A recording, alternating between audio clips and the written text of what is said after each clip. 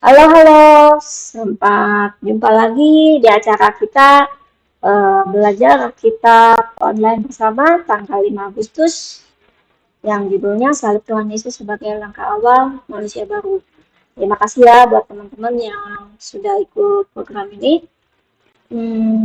Sebelum kita masuk, kita berdoa dulu. Di dalam nama Tuhan Yesus, tolong kami, biarkan kami berdoa dalam nama Tuhan Yesus. Roh Kudus memimpin kami, membimbing kami ketika kami belajar firman Tuhan.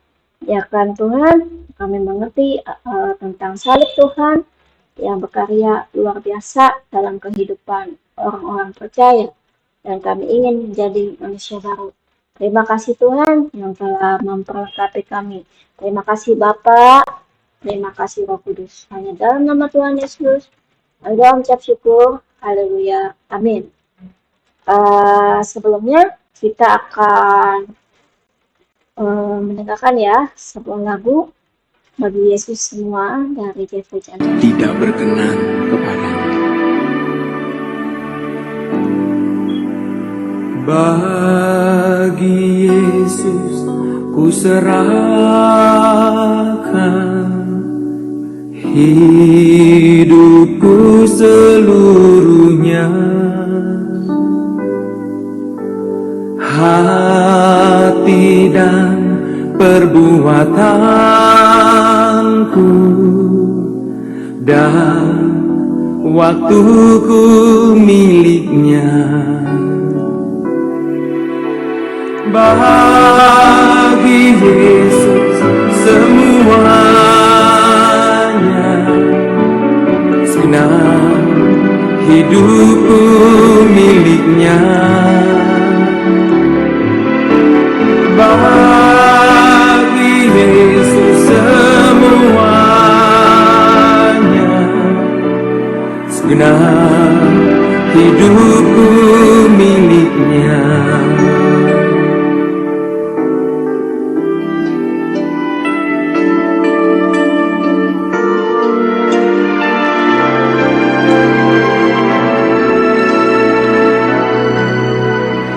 Sejak ku terima Yesus,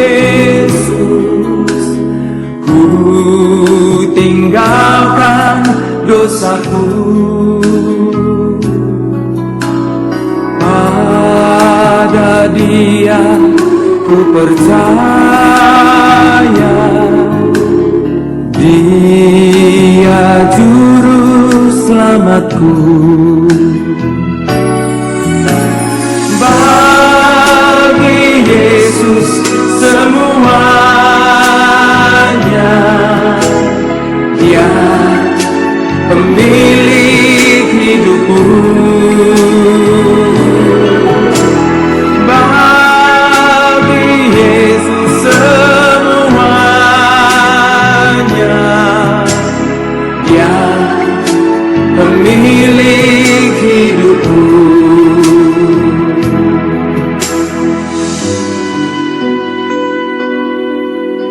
Sebab itu, janganlah kamu khawatir akan hari esok, karena hari esok mempunyai kesusahannya sendiri. Kesusahan sehari cukuplah untuk sehari.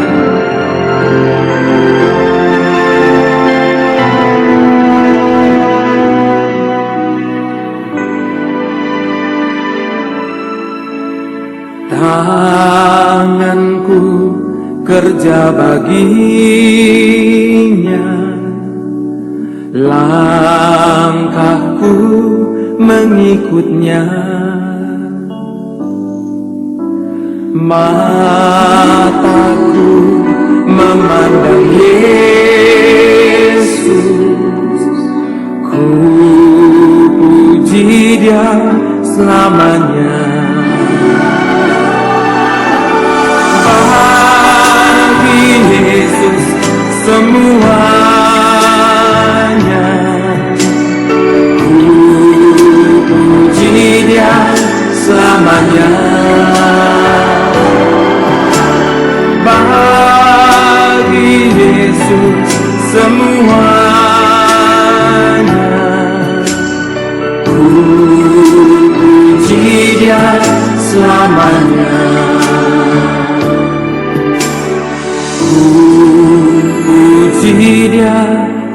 selamanya.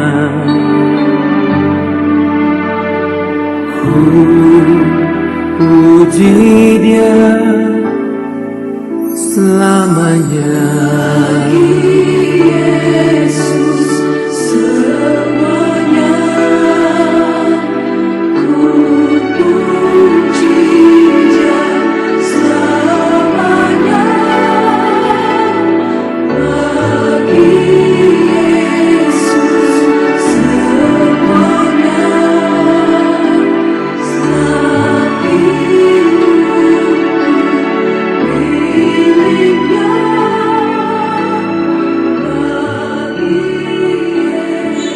Ya, teman-teman, akhirnya kita kembali lagi memulai kegiatan kita.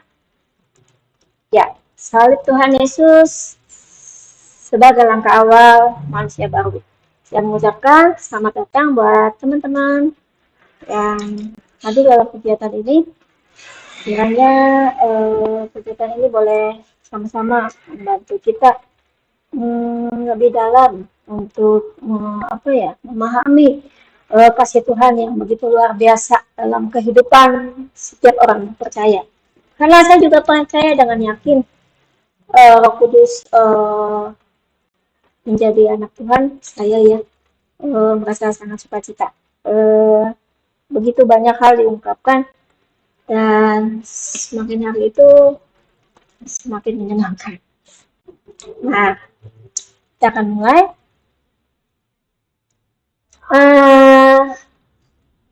Sebelumnya, saya akan memulai kegiatan ini dengan review pelajaran kita Jumat-Jumat yang lalu. Tapi kali ini, karena saya sudah masuk ke salib Tuhan Yesus, kita menjadi manusia baru, tentunya kita harus mengenal Tuhan Yesus, kepribadiannya, kebenarannya. Dia adalah firman Allah yang menjadi manusia. Terus juga kita bertobat, kita beralih ya dari yang lama menjadi yang baru kehidupan kita. Kita memberikan diri kita dibaptis dan kita lahir baru dan kita jadi manusia baru. Dan jadi manusia baru kita memberikan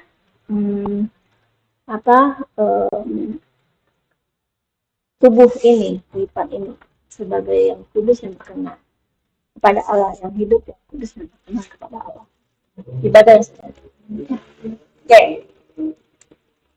Salib Tuhan Yesus itu adalah tanda kasih kepada kita kepada Allah. Tapi juga salib Tuhan Yesus, ketika saya mengenakan salib Tuhan Yesus, saya menerima salib Tuhan Yesus, saya berterima kasih kepada Allah. Itu buat saya ya.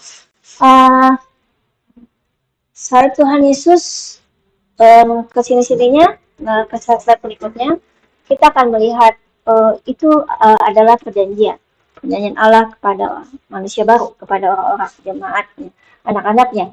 Nah, salib Tuhan Yesus harus yang namanya dikatakan perjanjian, kita harus melakukannya dengan setia. Setia itu berarti kita melakukan perintah dengan benar, sesuai dengan apa yang kita pelajari, yang kita amati, lalu kita pelihara, ya. Dan kita memastikan untuk melakukan apa yang menjadi kebenaran itu yang Tuhan minta, yang Allah minta, yang Allah tetapkan, yang telah atur, yang telah perintahkan, itu semua kita lakukan. Dan pertama, tadi definisi saya, kalau buat saya, ketika saya memakai salib Tuhan Yesus, saya harus mengasihi Allah dengan segenap hati, jiwa, dan kekuatan. Jadi di Ulangan 6 ayat 5, Allah memberitakan demikian. Jadi kalau kita menggunakan salib Tuhan Yesus hanya sekedar kayak liontin, ya kalung, sayang sekali ya. Kedua, kita salib Tuhan Yesus itu harus menjadi perhatian utama saya, dan saya harus belajar untuk diri saya sendiri, juga mengajarkannya berulang-ulang kepada anak-anak saya, juga kepada orang-orang sekitar saya. Itu ada di Ulangan 6 ayat 6 sampai 7. Mengapa demikian? Ketika kita memberikan perhatian utama kita kepada kebenaran Injil, perintah Allah, petunjuk Allah, ketetapan Allah, dan kita mengajarkannya, otomatis kita sedang menanam benih kebenaran itu dalam pikiran kita, lalu masuk ke dalam hati kita, kita lakukan, kita ajarkan, kita lakukan. Nah, kemudian ketiga, salib Tuhan Yesus itu menjadi tanda pada tangan dan lambang di dahi. Ulangan 6 ayat 8. Tanda di tangan artinya salib Tuhan Yesus itu membantu saya untuk melakukan beragam pekerjaan baik yang Allah suruh. Bukan pekerjaan baik yang tidak Allah suruh. Jadi melakukan pekerjaan baik yang Allah suruh. Kemudian lambang di dahi itu ketika saya belajar membaca firman Tuhan, mempelajari firman Tuhan, merenungkannya, kemudian menjadikan ketetapan itu dalam pikiran saya. Kemudian keempat, salib Tuhan Yesus buat saya adalah perjanjian untuk berlaku taat atas semua perintah, ketetapan, dan aturan Allah yang harus saya lakukan. Di ulangan 6 ayat 17 kata demikian.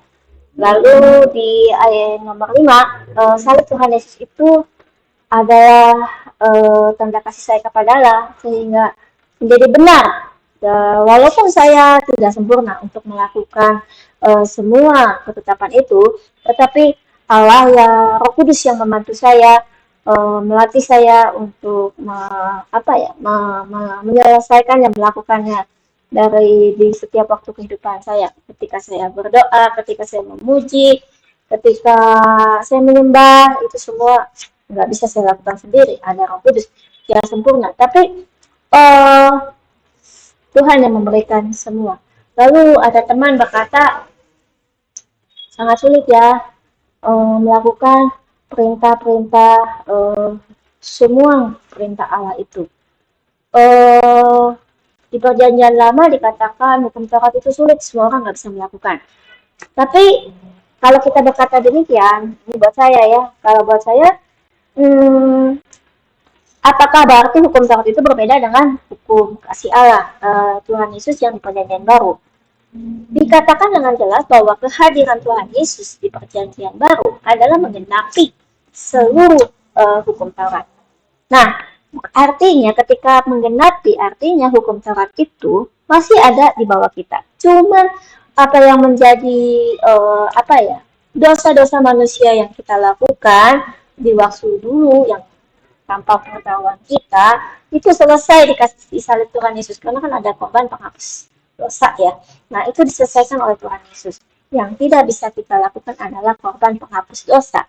Sehingga Tuhan Yesus datang ke dunia, dia boleh mati di kayu salib, dia memberikan darahnya kepada saya, kemudian saya dibersihkan, saya boleh bertemu lagi dengan Tuhan Yesus. Kalau saya boleh lagi tinggal di dalam Tuhan Yesus, kita boleh berdoa langsung. Kalau dulu harus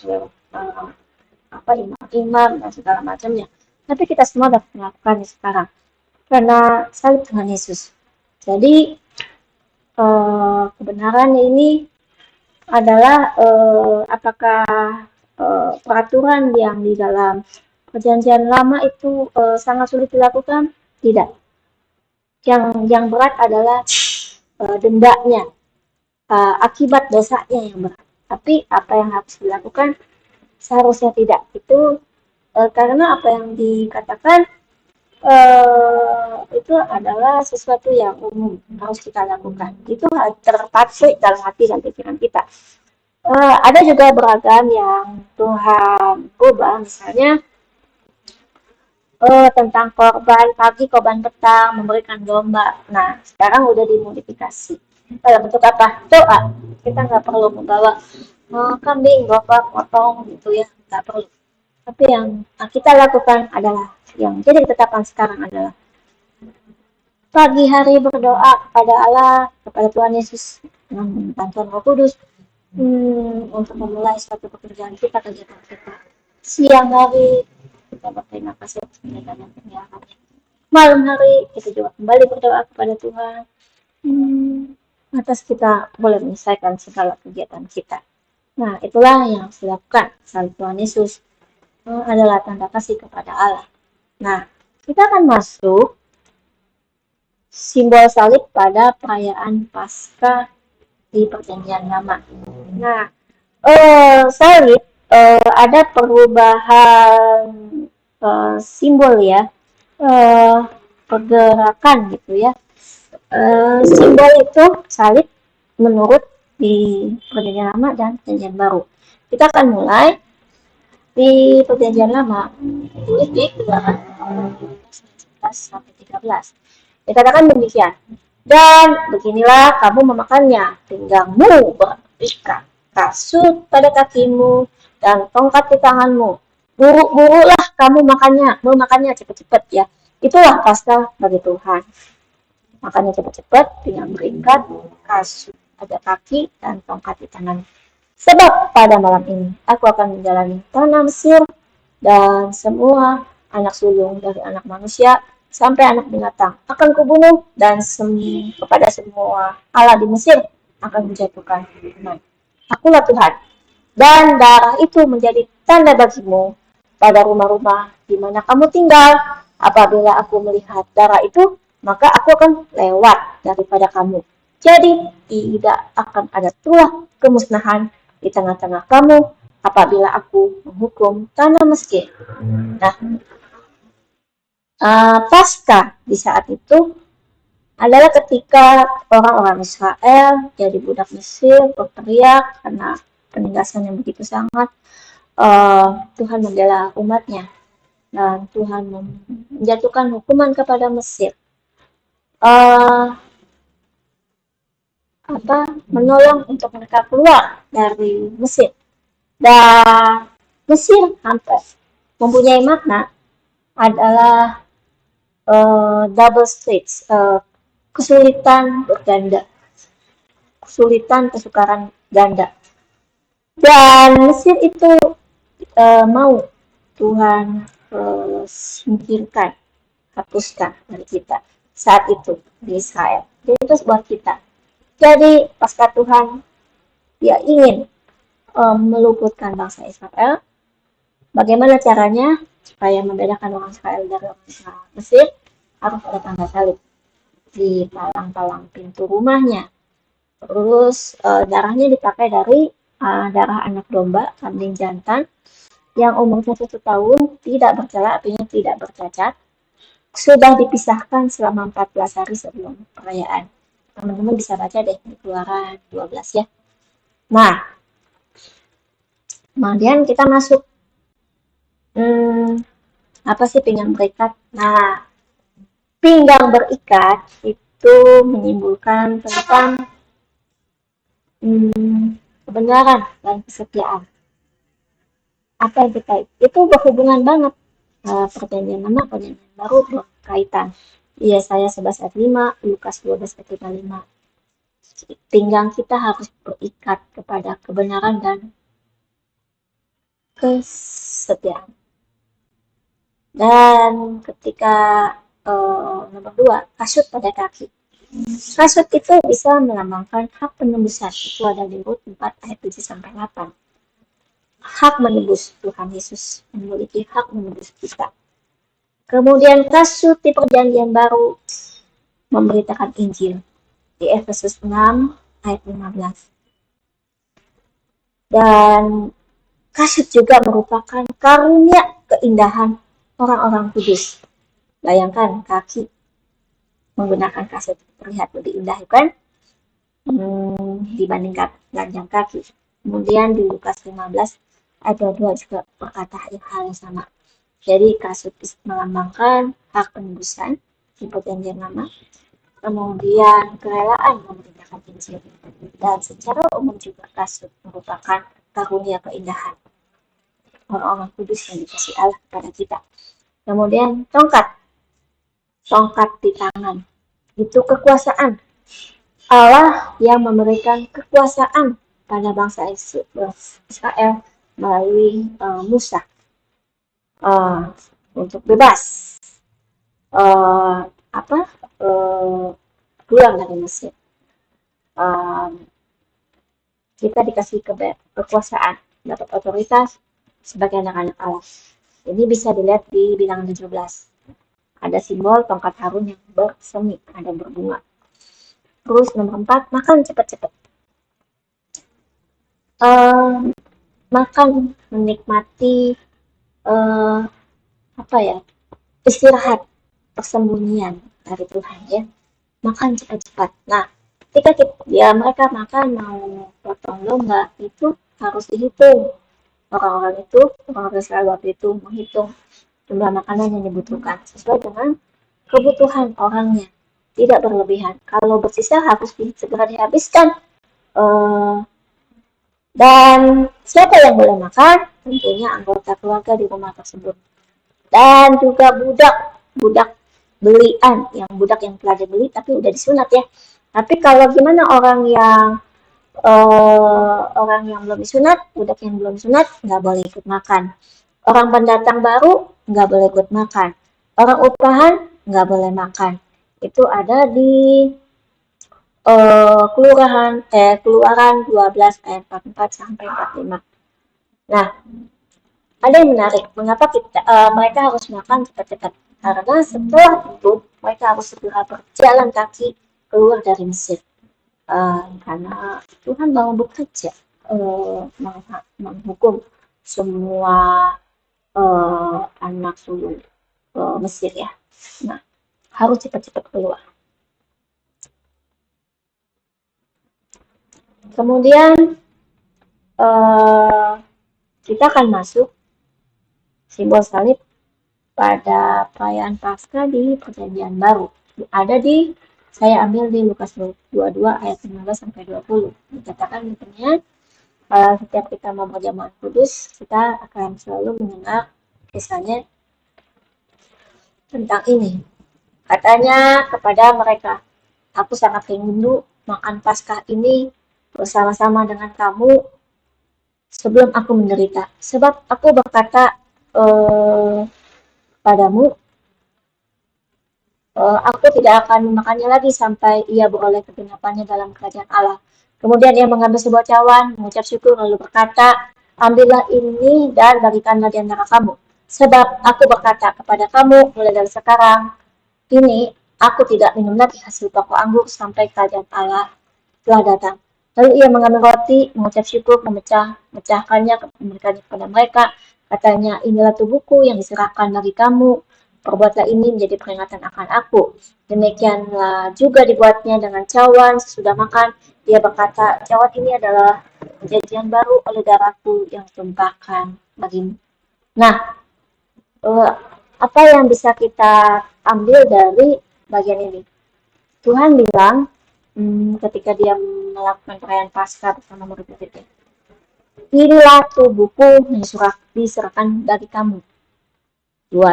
Perbuatlah ini menjadi peringatan akan aku. Yang kedua, cawan ini adalah perjanjian baru oleh darahku yang ditumpahkan bagi kamu. Nah, tadi inilah tubuhku. Pertama, makan roti Paskah. Tadi perjanjian lama kita ingat ya, mereka makan cepat-cepat. Nah, roti Paskah, lambang tubuh Tuhan Yesus. Dulu di perjanjian lama kambing domba beneran yang berumur 1 tahun. Tetapi ketika kehadiran Tuhan Yesus di perjamuan Paskah perjanjian baru, itu adalah lambang roti tidak beragi. Ya, tubuh Tuhan Yesus sebagai penebus dosa di atas kayu salib. Tuhan Yesus adalah penebus anak domba Allah di perjanjian lama. Kemudian minum anggur Paskah, lambang darah Tuhan Yesus yang tercurah dari tubuh yang tercabik karena cambuk siksaan sebelum disalibkan. Kita nonton film The Passion seperti itu bukan? Nah, kenapa demikian? Di perjanjian lama juga ditulis tentang korban penghapus dosa hukum Taurat. Itu ada darah Tuhan Yesus yang menyelesaikan seluruh tuntutan dosa manusia yang telah dilakukan. Nah,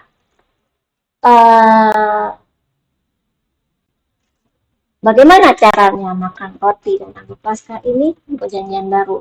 Sama, Kita harus memakannya dengan pinggang berikat. Tadi kebenaran, kesetiaan ya. Kebenaran, kesetiaan, kasut pada kaki, kerelaan untuk mengabarkan. Itu adalah apa ya? Sesuatu yang tadi kan yang indah, karunia yang indah dari buat orang-orang kudus. Tongkat di tangan, kuasaan, otoritas dari Tuhan kita sebagai anak-anak Allah. Nah, setelah kita makan, kita harus keluar dari belenggu dosa, keinginan daging kita yang lama, kebiasaan kita yang lama, dan berjalan menuju tempat baru yang sudah Allah perintahkan. Nah, luar biasa bukan teman-teman, dari perjanjian lama dan perjanjian baru. Ada perubahan, anak domba digantikan menjadi tubuh Tuhan Yesus, disempurnakan. Jadi dosa lama tidak ada lagi, tapi sekarang adalah yang baru telah datang, yang lama telah berlalu. Tapi bukan berarti saat ini ketika Tuhan Yesus sudah membersihkan yang lama, lalu ketika kita terima Tuhan Yesus, saat ini apakah saya masih boleh berdosa? Ya tidak boleh berdosa lagi.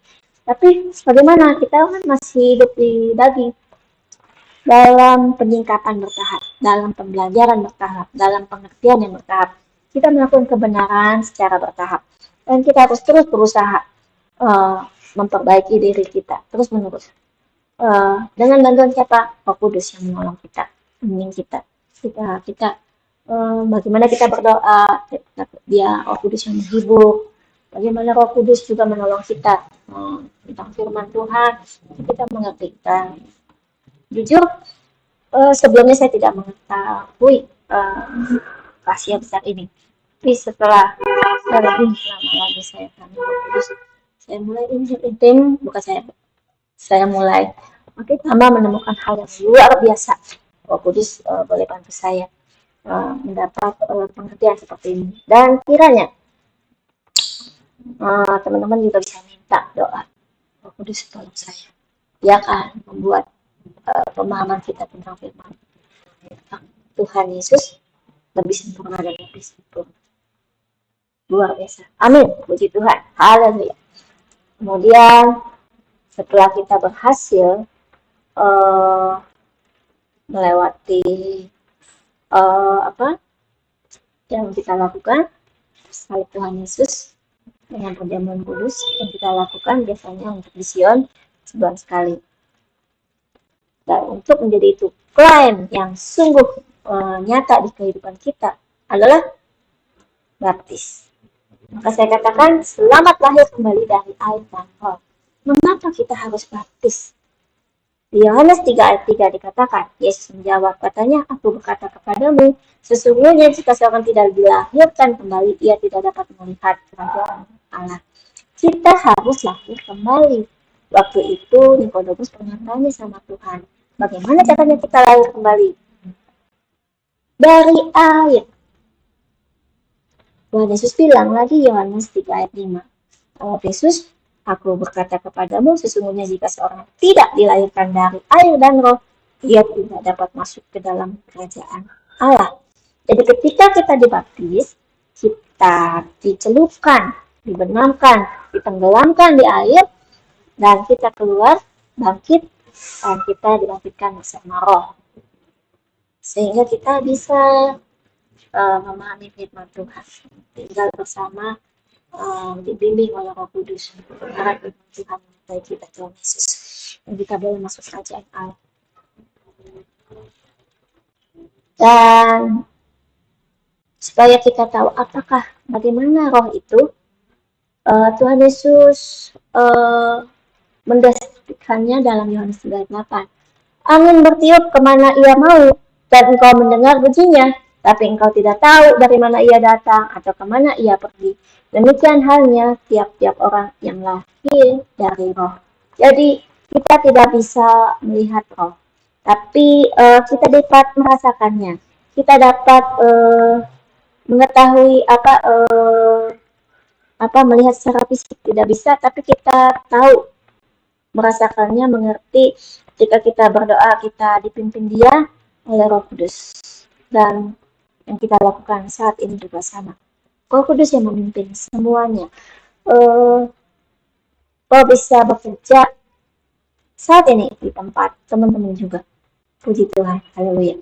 Biarkan Roh Kudus itu sungguh bekerja di hati dan pikiran kita, dalam kehidupan kita, dalam pekerjaan kita sehari-hari, dalam kehidupan keluarga kita. Biarkan Roh Kudus bekerja dalam pelayanan kita, dalam sekolah kita, studi kita, buat yang anak-anak kecil, atau buat yang berusaha, yang punya usaha. Biarkan Roh Kudus bekerja bersama kita, sehingga kita ketika kita mengalami masalah atau tantangan, itu Roh Kudus yang akan menolong kita, memberitahukan segala macamnya. Nah, kemudian ada yang menarik. Kita akan nanya, apakah benar keluar dari air ada roh? Ya, Tuhan Yesus sendiri yang membuktikan ketika dia sebagai manusia biasa waktu itu dia dibaptiskan oleh Rasul Yohanes. Matius 3 ayat 16-17 mengatakan, sesudah dibaptis Yesus segera keluar dari air. Dan pada waktu itu juga langit terbuka dan ia melihat Allah seperti burung merpati turun ke atasnya. Lalu terdengarlah suara dari surga yang mengatakan, inilah anakku yang kukasihi, kepadanya lah aku berkenan. Masih bukan Tuhan? Tadi waktu ketika Nikodemus berbicara di Yohanes 3 tadi, gimana caranya? Dilahirkan kembali dari air. Yesus memberikan teladan dan contohnya. Yesus segera keluar dari air. Kemudian dia juga dapat ada roh Allah. Langit terbuka, dia melihat roh Allah. Dan secara alam roh, ketika kita dibaptis, kita juga mengalami hal yang sama. Dan pada waktu itu saya dibaptis, saya belum mengerti hal ini. Puji Tuhan, saya mengerti kali ini hal luar biasa. Jadi ketika kita dibaptis, itu kejadian sungguh kerajaan surga yang terjadi, bukan sekedar baptis begitu aja, bukan. Dan Tuhan sendiri, Allah sendiri yang mengatakan, inilah anakku yang kukasihi, kepadanya lah aku berkenan. Ya, saat itu Allah bilang buat Tuhan Yesus. Allah mengasihi Tuhan Yesus sebagai anak yang dikasihinya. Kenapa sih Tuhan Yesus dikasihinya? Karena Tuhan Yesus melakukan semua perintah Allah, persis seperti apa yang diminta Allah. Tuhan Yesus, dia tubuh manusia 100%. Dia menanggalkan keilahiannya. Enggak sombong ya. Dia nggak merasa sombong. Ketika Yohanes Pembaptis bilang, membuka tali kasut maupun aku nggak layak. Tapi dia bilang harus dilakukan karena Allah yang suruh, harus menyelesaikan pembuatan firman. Dan dia memberikan dirinya untuk dibaptis oleh Yohanes Pembaptis sampai kepada misi terakhir. Tanpa kesalahan apapun, Tuhan Yesus juga memberikan dirinya untuk diolok, dianiaya, disalib.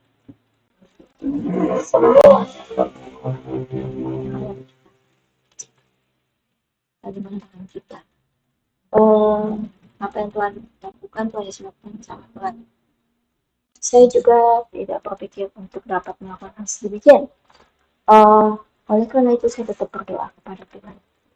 Tolong Tuhan, tolong Tuhan, tolong Tuhan. Apa yang saya lakukan?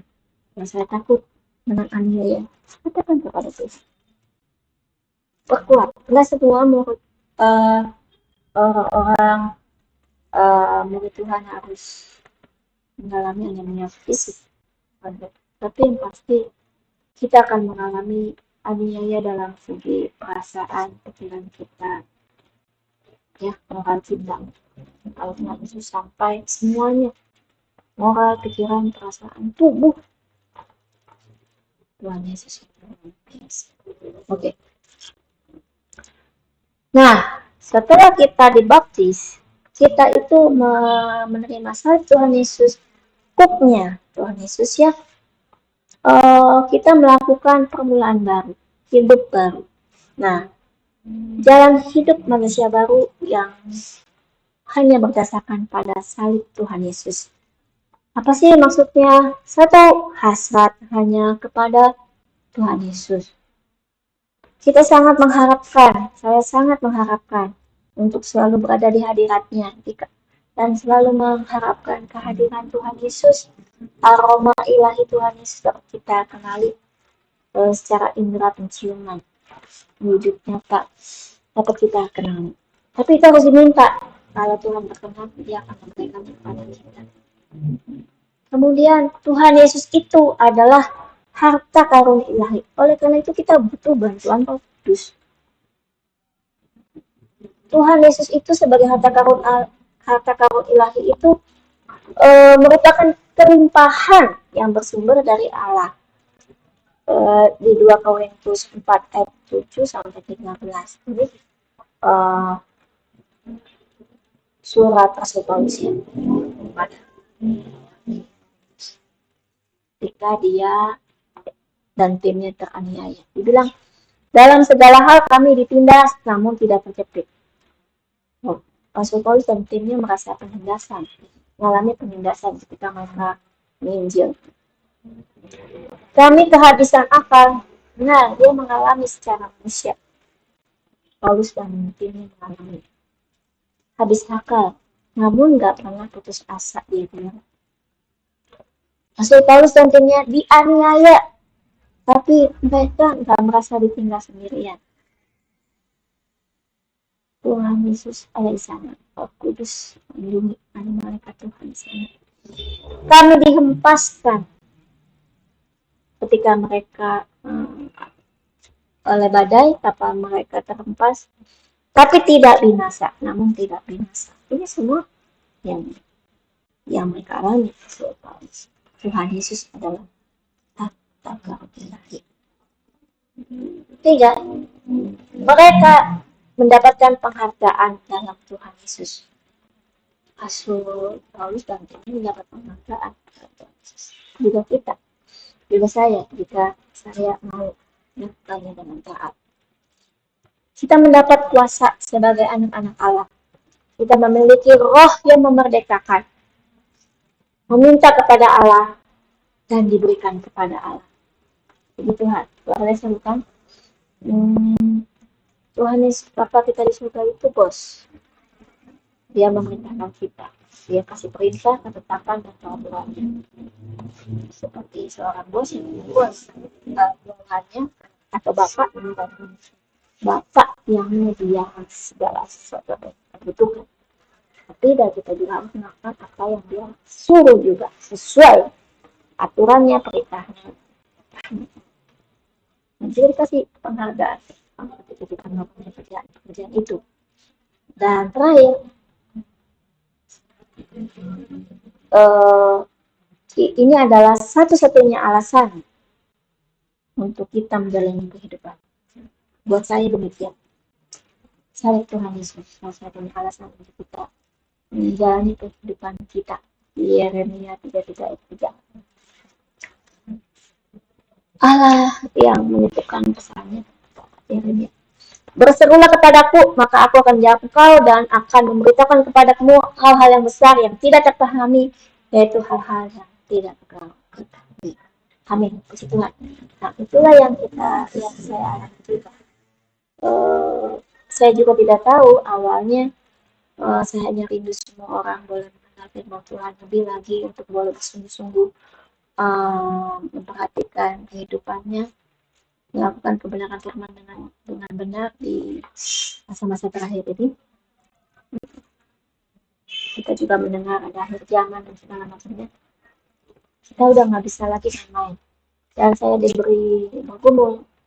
Saya rindu semua orang untuk mengenal firman Tuhan secara benar. Akhirnya muncullah, ketika saya tidak tahu bagaimana saya melakukannya, saya berdoa. Saya diberi hikmat oleh Roh Kudus untuk membuat satu materi belajar Alkitab online. Dan awalnya juga saya tidak tahu topik apa yang awal. Dan tiba-tiba terpikirkan manusia baru. Dan ternyata di dalam manusia baru itu saya ketemu ada 20 episode. Ternyata, puji Tuhan, semua pekerjaan Roh Kudus, dan Roh Kudus yang kasih tahu saya dan Roh Kudus yang memberitahukan. Saya mulai belajar bersama Roh Kudus dan saya menuliskannya, dan saya membagikannya sekarang ini buat teman-teman. Puji Tuhan, haleluya. Mari kita bersama mempersiapkan waktu-waktu kita dengan baik.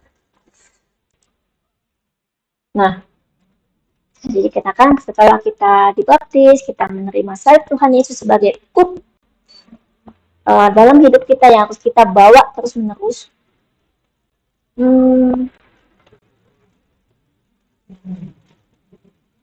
Kita harus juga rendah hati. Rendah hati itu menggerakkan belas kasihan Tuhan Yesus. Ini adalah contoh konkret di Alkitab.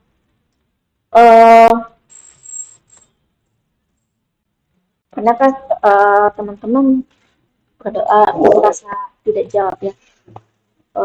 Saya juga dulu pernah. Tapi sekarang saya merasa semua doa saya didengar. Tuhan Yesus benar-benar luar biasa pada kita di surga. Dan Roh Kudus juga menolong saya dalam berdoa. Dan hal utama adalah merendahkan hati. Jangan sombong di hadapan Tuhan. Kita bukan siapa-siapa. Nah, contoh konkret pertama adalah Maria, saudaranya Marta dan Lazarus. Waktu itu teman-teman kan tahu ya, di apa ya, Matius atau di mana saya lupa ayatnya.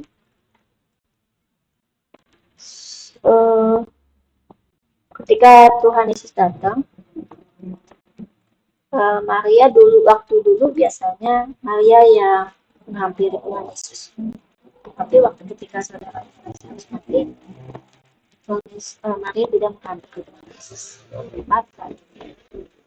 Ada kemungkinan mungkin Maria sedang bersedih. Mungkin dia juga bingung kenapa Tuhan Yesus nggak mau menyelamatkan saudaranya Lazarus. Tapi ketika Marta mengatakan kepada Maria, ada Tuhan Yesus datang, dia tiba-tiba merasa senang lagi, walaupun Allahnya bingung. Dan dia merasa sukacita, dia sangat mengharapkan Tuhan Yesus. Dan apa yang dikatakan di sana,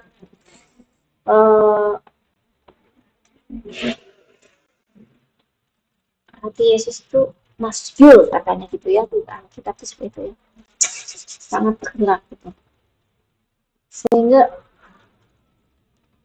langsung Tuhan Yesus suruh buka pintu guanya dan Lazarus dibangkitkan.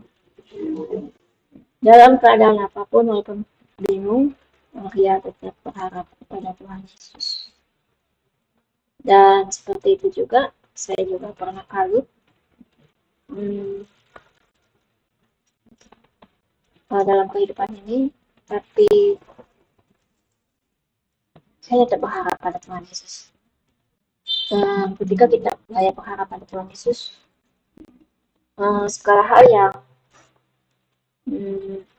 ya waktu itu apa ya, orang tua saya meninggal,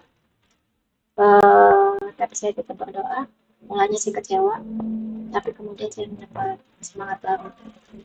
Saya sekarang tahu itu adalah juga kerja Tuhan Yesus. Saya kembali bangkit. Saya katakan saya harus bersuka-cita dengan Tuhan.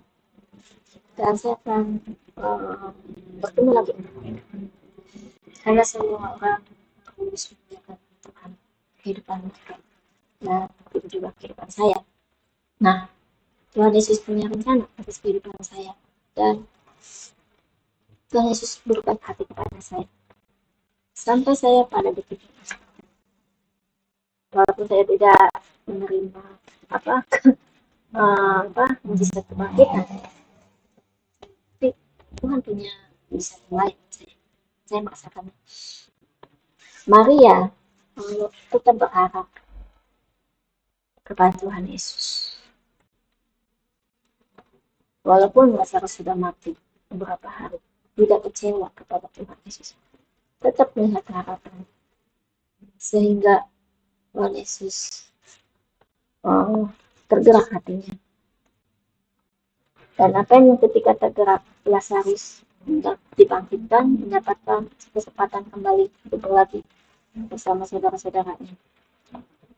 Dan kedua, memberikan sukacita buat Maria dan Marta. Kemudian contoh lain adalah Yairus. Yairus itu seorang kepala rumah ibadat yang anak perempuannya tiba-tiba sakit keras dan hampir mati. Ketika Tuhan Yesus datang di tempat sekitar rumahnya atau dia mencarinya, dia datang kepada Tuhan Yesus. Dia merendahkan diri kepada Tuhan Yesus dengan berlutut. Dia melupakan bahwa dia adalah seorang kepala rumah ibadat dirinya. Dia melupakan itu. Dia menghormati Tuhan Yesus begitu rupa, padahal Tuhan Yesus adalah sosok orang yang baru dikenal dari itu. Orang yang dikenalnya dari perkataan orang-orang dan perbuatan Tuhan Yesus yang ajaib. Dia begitu menaruh harapannya pada Yesus, Tuhan Yesus, dan mujizat boleh terjadi buat anak perempuannya. Dan Tuhan Yesus begitu tersentuh, anak perempuan itu kembali dibangkitkan dan hidup lagi sama orang tuanya. Dan Tuhan Yesus memberikan sukacita bagi Yairus dan keluarganya.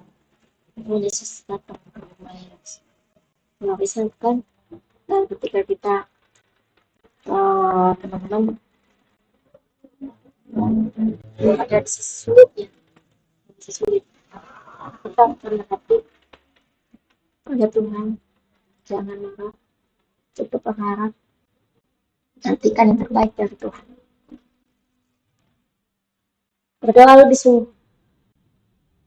Bila tidak mengerti, tanyakan bantuan, kita bantu sama Roh Kudus. Berikan hikmatnya, sehingga kita boleh melewatinya dan mendapatkan jawaban atau bagaimana menyelesaikannya. Dalam nama Tuhan Yesus itu, seringkali saya juga mengalaminya. Kemudian terakhir, kesimpulan. Nah, salib Tuhan Yesus. Kesimpulan salib Tuhan Yesus sebagai langkah Allah manusia baru. Pertama, kematian Tuhan Yesus di kayu salib itu merupakan harga yang untuk membeli keselamatan manusia. Harga dengan nyawanya, dengan tubuhnya, dengan darahnya. Kedua, kebangkitan Tuhan Yesus memberikan kepastian, kemenangan Tuhan Yesus mengalahkan dosa dan ketukan atas kuasa maut. Ketika Tuhan Yesus menang, Dia adalah leader kita, pemimpin kita, dan kita juga bisa mengalahkan dosa, ikatan dosa, dan mengalahkan ketukan atas kuasa maut.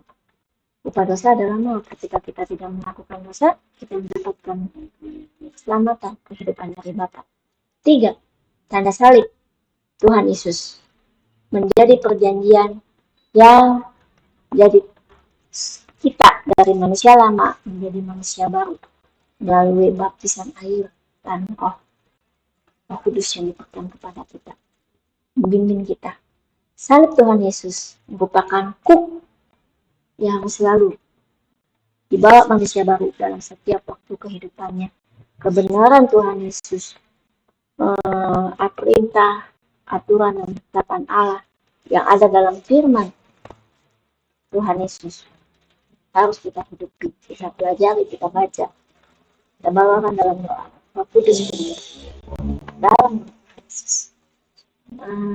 Selamat buat teman-teman yang telah berkomitmen untuk mengikuti lebih sungguh untuk berada di kebenaran firman Tuhan. Kita berdoa. Tuhan Yesus yang Maha Baik, Bapa di surga dan Roh Kudus, terima kasih buat salib yang telah Kau berikan kepada kami, untuk saya dan semua teman-teman. Kiranya kehidupan kami semakin diperbaharui. Ampuni kami Tuhan dalam kebodohan kami. Ampuni Tuhan kami ketika kami tidak sabar Tolong kami, Roh Kudus, pimpin kami ketika kami menemukan halangan-halangan. Berilah kami hikmat dari mana kami dapat menyelesaikan halangan-halangan itu. Tolong kami Tuhan Yesus, biarkan firman-Mu boleh menjadi pelita yang sangat terang di kaki kami.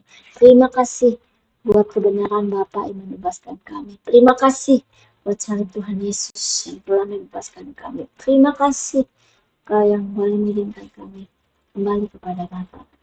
Terima kasih, tolong kami supaya kami bisa melewati waktu-waktu kami setiap hari demi setiap hari dan terbaik. Kami boleh hidup dalam kebenaran firman yang benar. Terima kasih Tuhan Yesus. Mengucap syukur. Amin. Nah, yang minggu depan Jumat yang akan datang tanggal 12 topik kita adalah menjadikan seri Tuhan Yesus kembali dalam kehidupan ini. Puji Tuhan. Sampai jumpa buat Jumat mendatang. Terima kasih teman-teman. Tuhan Yesus memberkati.